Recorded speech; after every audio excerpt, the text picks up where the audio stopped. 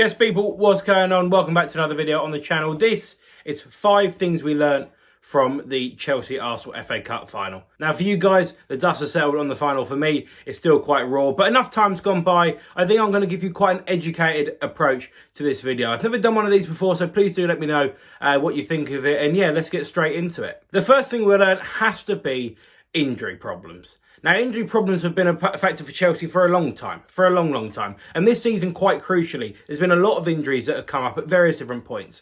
Of course, obviously, with the break, it's all kind of throwing things into a disarray. And Chelsea had a really nice squad going into this new round of games. But the injuries still happened. Of course, what happened with Dave, what happened with Pulisic, both hamstring injuries. They've played a lot of football, both of them, since the restart. And it could have been avoided, to be honest with you, what happened. Obviously, of course, you know, it's just bad luck, unfortunately, when it goes in certain points in the game. Aubameyang had a massive impact on Dave, made him pull up, unfortunately. It is what it is. The Pulisic one, he was going for it, he was being matched, he had to push himself, and again, it was just unfortunate. But the theme still exists, the theme is still there. There's only a handful of things you can do about it, unfortunately. The main one, of course, is give people minutes and use a squad rotation and stuff like that. That's only possible if you've got the squad depth. Now, Willian was out today with an injury and Loftus-Cheek was out with an injury. Now, the injury apparently with Loftus-Cheek was his Achilles again, which is... yeah, I mean, we know what the case is with Ruben Loftus-Cheek. He's just never had that bit of luck when it's come to injuries. With Willian, I don't know if it's an injury or a contract thing, but either way, Pulisic comes off, and you've got 2 choices to bring on: Pedro, who I actually thought did very well today, to be fair to him, and Callum Hudson-Odoi. The one problem with Pedro is, obviously, he's leaving.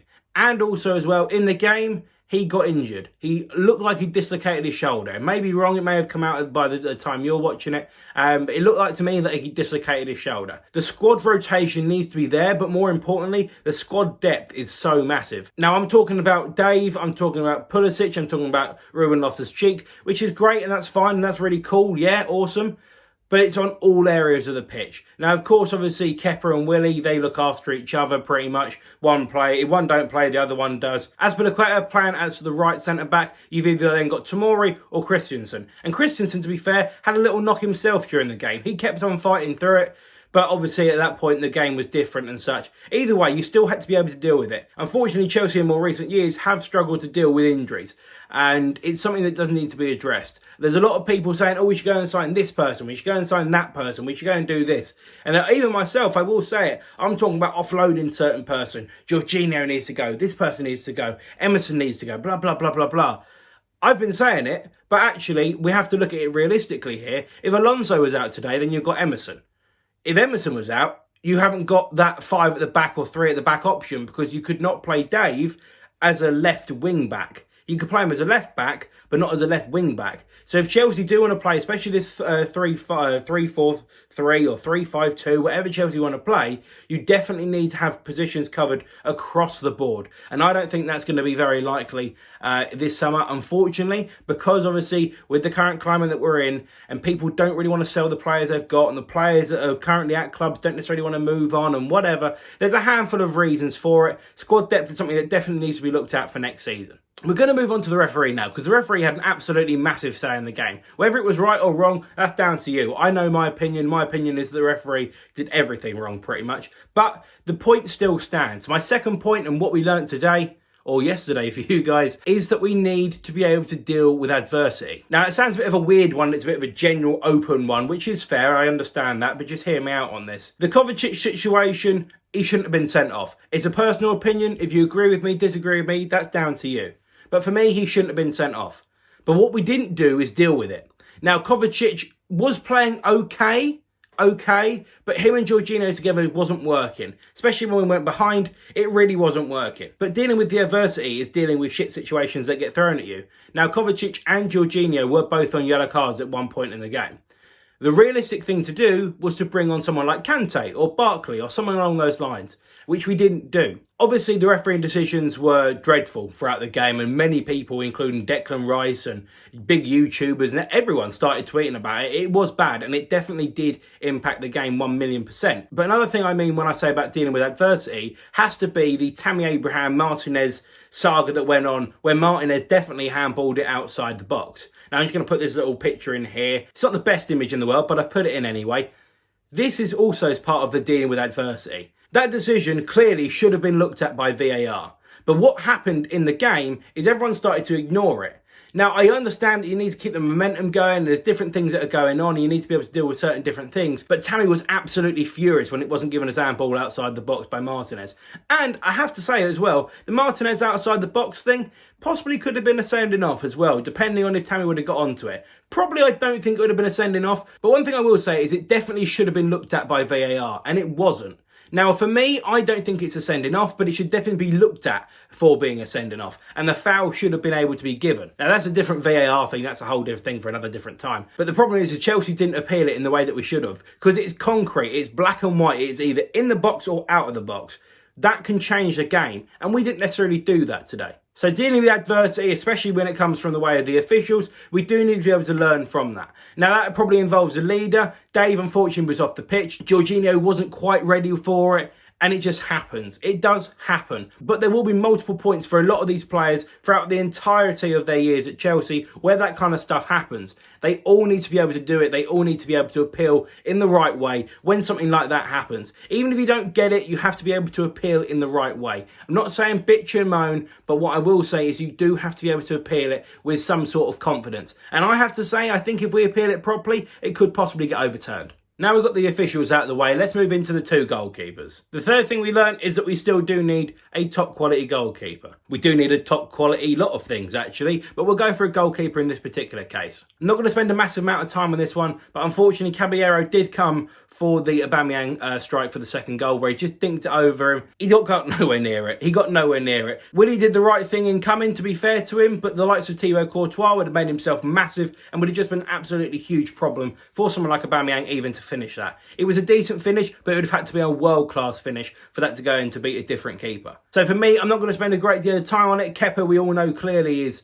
not the person to take Chelsea forward. Willie Caballero, people are saying, oh, maybe we keep him for a year and then we let Kepa go. We still do need a decent keeper. Even if it is a backup to Kepa again, Willie Caballero has obviously been signed to another deal. Maybe we could move him on, bring in a second choice keeper that just has a little bit more of a presence. I don't know, it's just something that needs to be thought about. Second to last point now, which does involve Jorginho and Kovacic. Unfortunately, I won't be able to grab the picture, but there is a really good screenshot that is available out there which highlights the point that I'm trying to make. And that point is that there is way too much space between Jorginho and Kovacic and the front three. Now, obviously, this depends on how you play. And Alonso, Reece James getting forward, up and down kind of does help that, but it's still not perfect. Now, obviously, Kai Havertz has been spoken about a hell of a lot, but is he the person that's going to be able to drive the ball up the pitch the same way that Kovacic and Jorginho should both be able to do with some degree of ease?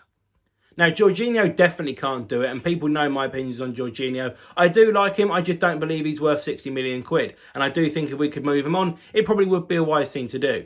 But someone like Billy Gilmour and Kovacic, they both do drive the ball up the pitch. However, Kovacic is starting to do it less and less and less, and obviously Billy Gilmour is out. Now, our midfield options that we've got are all attacking or defensive. There's not actually a number 8 in there. Mount possibly could be it, but of course he played wide right today. Now, I thought Mount played okay today. He ran out of steam, but normally he would be that number 8.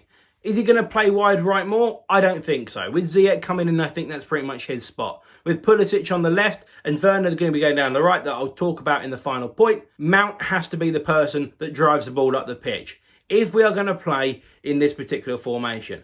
I have to say I'm not a massive lover of this formation with the current crop that we've got. Having said that, if we are able to get Kante fit with Kovacic and play a spell of games, then we could be fine. But I don't see that happening. Then the argument is, how are you going to drive the ball up the pitch? Now, I think we're better doing that in a 4-3-3. Now, if you play Kai Havertz and Kovacic as 2 number 8s, I think that would definitely work. If you could play Mount and Kovacic as 2 number 8s, I think it may work slightly less, but still work. And then have Kante playing as a number 6 or a number 4, as we probably call in England. A bit more defensive minding, where I think actually his best position is. Unfortunately, the problem we've got at Chelsea is we do understand our defensive problems. So we do want to be a bit more defensive defensive, then sometimes we need to be. And I think we did that today, definitely. We were trying to push for a goal. Well, we should have tried to push for a goal. And I see Kovacic and Jorginho just strolling out of our own half with about 15 minutes to go. We were a goal behind. We needed to go for it, and simply we didn't. We tried to play those little 1-2s and combinations, little bit of link-up play here and there between midfield and the forwards,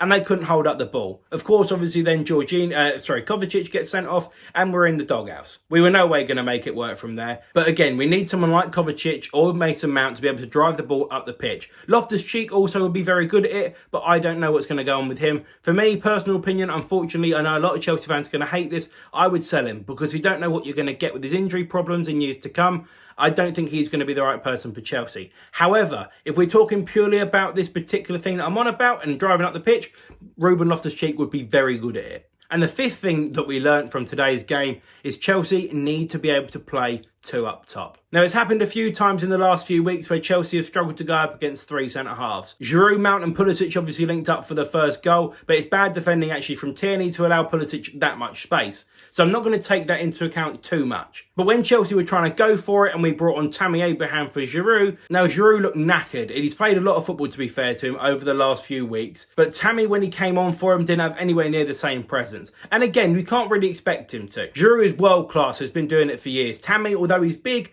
isn't expected to have the same impact. Now, if you could have played Giroud and Tammy together, and then it would cause a little bit of a nightmare around the back three, for the likes of Xhaka to have to worry about, Ceballos to have to worry about, and of course the wing-backs that they had as well, if you can cause a little bit of panic and a little bit of chaos because of these two massive target men up front, then we'll be in for a good run. They're going a little bit Brexit here, but old school football where you have the little and large combination, things like that do work. Because you know that if one can head the ball down to the other, then you're in a real bit of trouble. It just works because you know that other people are going to have to deal with it. The likes of Van Dijk, for argument's sake, Van Dijk can win any battle one-on-one. If you are able to get a battle be 2-on-1 against Van Dijk, even the best centre-half in Van Dijk will struggle to deal with it. And I think that's where Chelsea lacked today. We had a lot of wingers, we had a lot of runners at that particular point, but where we had our real height, we didn't use it, unfortunately. It's one of those things that need to be worked on for me. I don't think Tammy's been good enough, I have to be honest, since the restart especially. But again, if he manages to bulk himself out, he will be a nightmare for people to deal with. But it's just a case of if he can, will he? It's questions that need to be answered. It needs to be thought about, at least thought about. Because unfortunately, if Chelsea want to win games and see out results, when it gets to the crunch points of the season, I think back to Man City when they won the league in 2012. They had two similar style forwards in Aguero and Tevez, but they were able to bring on Edin Dzeko and Mario Balotelli. Both big physical units that are able to do a little bit more physically. Now, I'm not saying, obviously, that Chelsea need to go and get another forward and have four people and be able to bring on two powerhouses and whatever, but it is something that does need to be thought about, is can we have that second way of attacking? Especially when they won Man City won the league in 2012 against QPR. In the last few minutes, Dzeko, Carlos Tevez, I believe, as well, Aguero and definitely Balotelli were all on the pitch at the same time. They actually went hell for leather at it, and I thought when Chelsea tried to go hell for leather at it, we were nowhere near doing what the possibilities were. We had a real good chance to get back in the game where we could have lumped the ball up. David Luiz had gone off, so that aerial presence was gone slightly from them. Socrates come on, who again has his flaws, but we didn't actually put any pressure on it at all. So unfortunately, we saw the game go away from us in a matter of seconds. So there we are, that's the 5 things that I learnt from this game. Chelsea have a lot to learn, there definitely is a lot to come from us, with a handful of new signings as well, but we do also need to think about squad depth, we need to think about rotation, we have to think about playing the little and large combinations, bit of Brexit football, playing unattractive stuff. Jorginho and Kovacic, we need to get some runners in there. There's a hell of a lot of things we have to think about, but those are my 5 things that we learnt today from the Chelsea game, or yesterday for you. Anyway, guys, thank you for watching. I hope you've enjoyed this. If you have, please do smash the likes. Let me know. It's something that I've enjoyed making. And if you want to see more of, then please do let me know. And I'll be doing it for the whole of next season. Take care. Stay safe. Up the Chelsea. And although it wasn't to be yesterday, keep the blue flag flying high. Up the Chelsea.